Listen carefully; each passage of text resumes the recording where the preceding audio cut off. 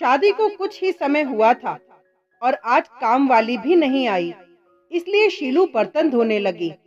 धोते धोते उसके हाथ से कांच का कप नीचे गिरकर टूट गया। कप टूटते ही वह डरने लगी कि उसकी सास अब जली कटी सुनाएगी।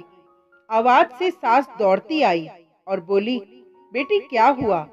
उसने रुआंसी होकर बोला, माँ, पता नहीं ध्यान रखते हुए भी कैसे मेरे हाथ से कप नीचे गिरकर टूट गया। सास बोली कि बेटी चिंता नहीं कर, कप ही तो टूटा है, तुम्हें चोट तो नहीं आई, और भले इसके कितने ही टुकड़े हो गए हों, पर मेरी बेटी का दिल के टुकड़े ना हो। मेरी बहू से महंगा क्या ये कप है? और हाँ, तुझे अभी ये सब करने की क्या जरूरत? मेहंदी भी नहीं उतरी तेरे हाथों से। अभी तुम राज के साथ ज्यादा से ज्यादा वक्त बिताओ और एक दूसरे को समझो, तभी तो तुम दोनों की नींव मजबूत होगी। ज्योति, इधर आना, अपनी भाभी का ख्याल रख, अभी इस घर में नई आई है। शीलू, तुम मुझे अपनी माँ ही समझना, मुझे भी तुम्हारा दिल जीतना है, सास बनकर नहीं, माँ बनकर। शब्द क्या मानो अमृत के घूंट थे। देखते देखते शीलू की आंखों से छलछला गई। वह सास के पैरों में गिर गई और बोली कि मैंने एक माँ छोड़ी तो दूसरी नई माँ पाई, बल्कि आप मेरी माँ से भी ज्यादा ममता मेरे लिए रखती हो। यदि घर में कप टूट जाता तो माँ भी दो बात कहे बिना नहीं रहती। रात को शीलू की नींद ही उड़ गई। रह रहकर शाम की घटना याद आ रही थी।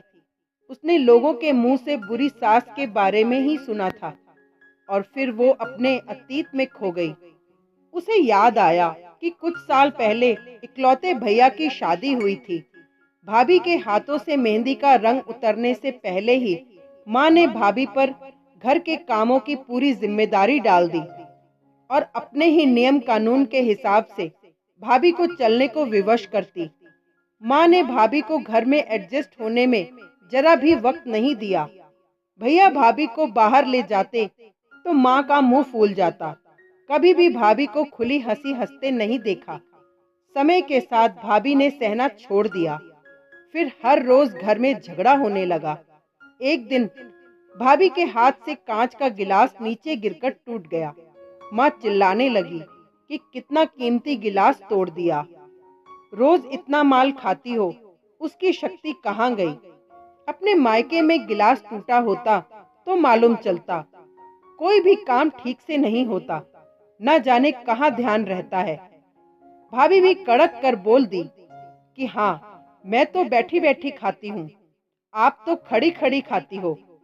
जब से आई हूँ तब से रोज दो चार जली कटी न सुना दो, तब तक आपको चैन नहीं पड़ेगा।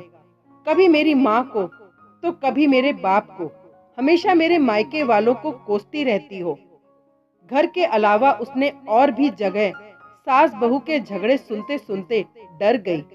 वह शादी से कतराने लगी। एक अनजाने भय को लेकर ससुराल आ गई।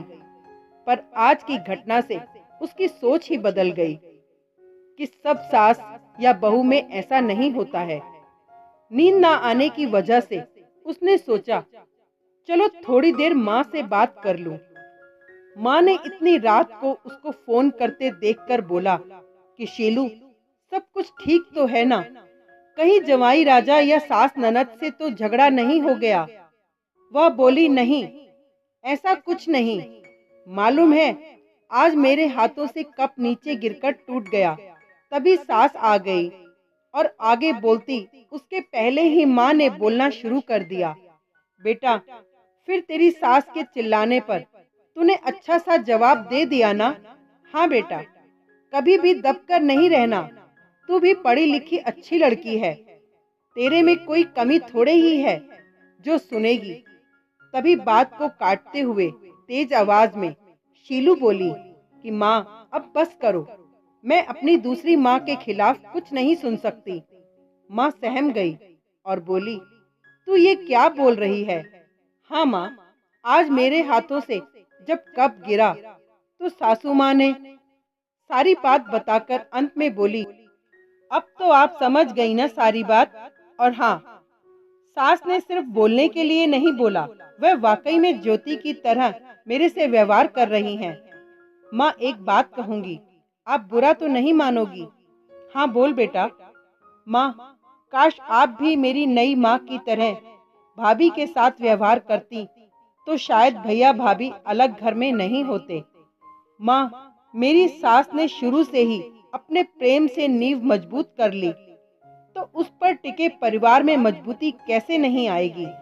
आज माँ को महसूस हो रहा था कि वो नहीं बल्कि शीलू उसकी माँ बनकर उसे अच्छी सीख दे रही है। Thank you.